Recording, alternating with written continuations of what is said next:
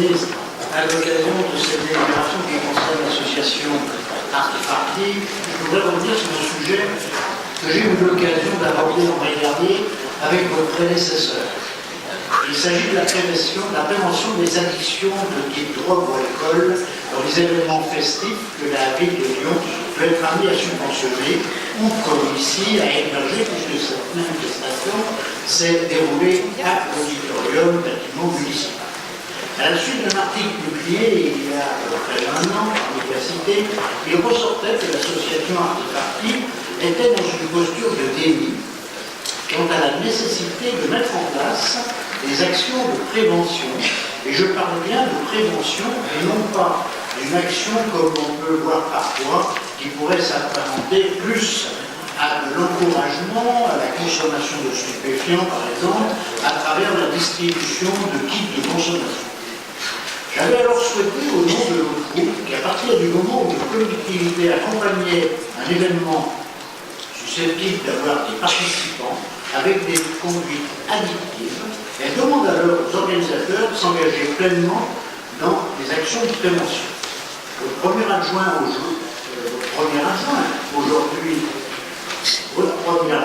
aujourd'hui, alors maire de Lyon, c'est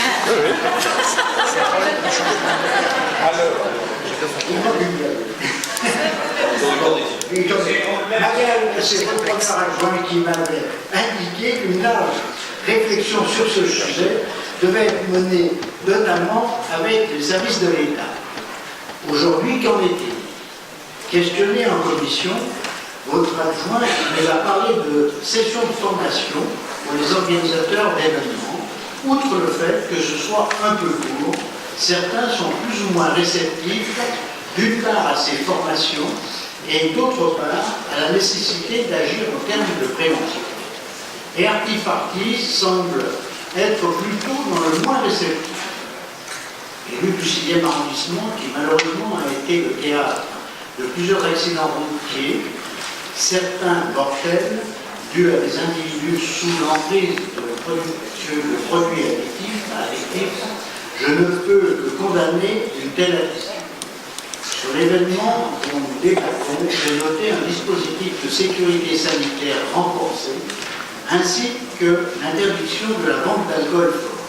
Sur ce dernier point, je ne crois pas que l'auditorium dispose d'une licence autorisant la vente de l'alcool fort, que ce soit ce qui relativise quelque peu cette interdiction.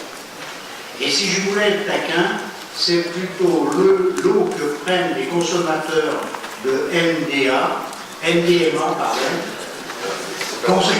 communément appelé ecstasy. Je ne suis pas un grand professionnel, mais je pas c'est ça. Va nous voilà rassurer.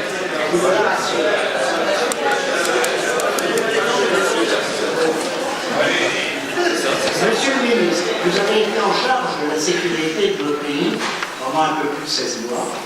Vous avez pu mesurer les ravages que pouvait causer l'usage des produits illicites, que ce soit dans les conséquences pour les personnes, mais également en termes d'économie souterraine. Aussi, étant donné que la ville participe à hauteur de près de 367 000 € au festival et Nuits sonores qu'organise cette association et qui se déroulera fin mai et juin, nous vous demandons une vraie politique de prévention à cette occasion. Car si votre délibération de mars 2018 relative à la convention triennale entre la ville et cette association disait que le festival se positionne aujourd'hui parmi les grands rendez-vous électroniques européens donnant à notre ville l'image de grande métropole porteuse d'un message de modernité et de jeunesse, nous ne croyons pas que ce soit incompatible avec un message de santé publique, bien au contraire. Dans l'attente de preuve de cette prise de conscience par Artefarti, nous nous abstiendrons. Je vous remercie. Merci bien.